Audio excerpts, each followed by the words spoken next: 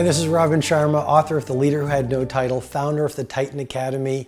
This mastery session is all about how to never grow old. Never let an old person move into your body. Never let an elderly person into your mindset. And what I mean by that is this.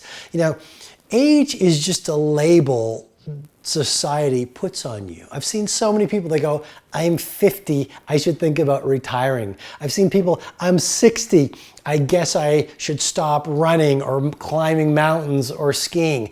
It's so easy to buy into the mental viruses of aging. And yet I've seen people who are supposedly old in their years, but they're so incredibly young. They look young, they feel young, they talk young, they think young, and they love young. And so, age is a real trap, and you really don't want to allow yourself to get old. And I've got some tactics to you. Hopefully you're going to find them super valuable to help you never ever get old. Number one, novelty. Lots of very good science says that the human brain craves novelty. You know about neuroplasticity, right? This old idea that the brain you have is the brain you're stuck with for the rest of your life is just nonsense. It's a myth. Neuroplasticity confirms the brain is like a muscle. And as you get older, if you expose your brain to novelty, like crossword puzzles, new languages, you learn chess, new skills, new conversations, new travels, you actually start to grow your brain, and your brain stays very limber or very agile. So the first thing I'd recommend to you or offer to you with great love and respect is build novelty into your days. And that could mean, reading every day. It could mean, great conversations. It could mean every quarter you take a trip. It could mean injecting adventure into your week. So it may be a new drive home rather than the usual drive home. It could be, if you love Italian food, try Vietnamese food. If usually you hang out with entrepreneurs, hang out with yoga teachers, but inject novelty into your life as much as possible. It'll keep you young. It'll keep you energetic. It'll keep you sort of on the top of your game and that fire in your belly. Number two, your social orbit. You become your conversations. So if you are hanging around with people who are going, I'm in my middle age, or I'm old, put me out to the pasture. Oh, I guess I shouldn't be exercising. Or, I used to have a fire in my belly to do great work when I was younger, but now I'm going to coast. You want to avoid those conversations. Your social orbit affects your mindset, and your mindset affects your behavior. Right? Like our daily behavior simply is a reflection of our deepest beliefs. If you believe you're old because of some label on your driver's license, then your behavior will be that of an old person.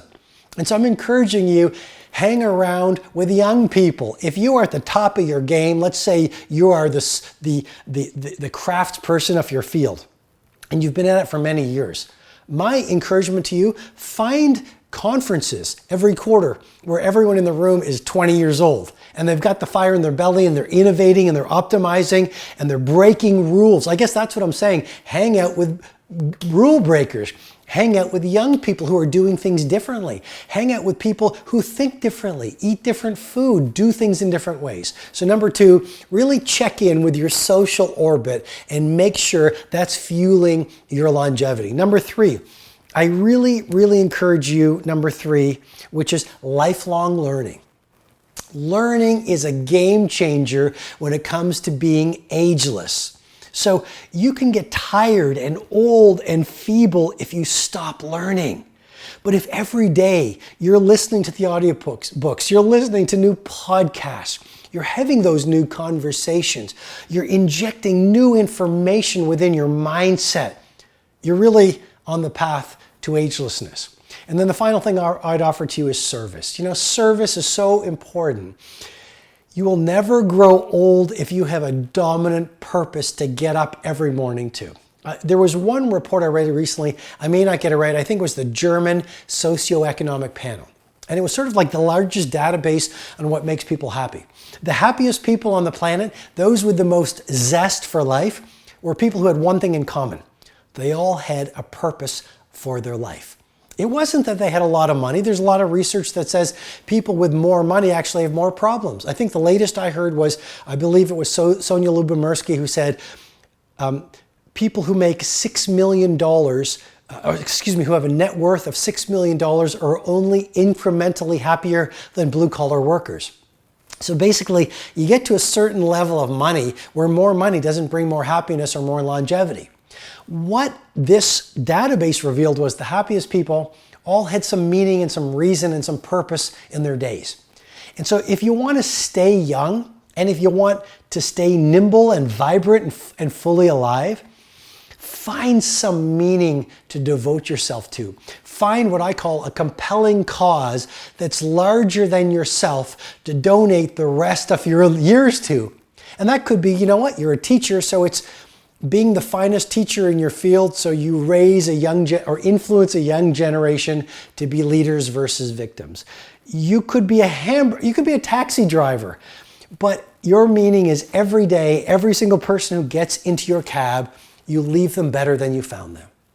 You could be someone who sells something in a store, but literally it's all about serving them by delivering great value through the products that you're selling so that you enrich your life. For me, my obsession is I want to help you be a leader without a title. I want you to help you play in rare air in your work. I want to help you be exponentially happier. I want you to live a life that makes history and release any form of mediocrity in your life. That's why I travel as much as I do. That's why I still work as hard as I do. That's why I optimize everything I do, because I want to serve, I want to give, I want to be an instrument that touches as many people as possible as long as I get to live, so I uplift other human beings. That's what fires me up and allows me to get out of bed every single morning after all of these years of doing what I do. Okay, that's this mastery session. Please remember, age is just a number on a license,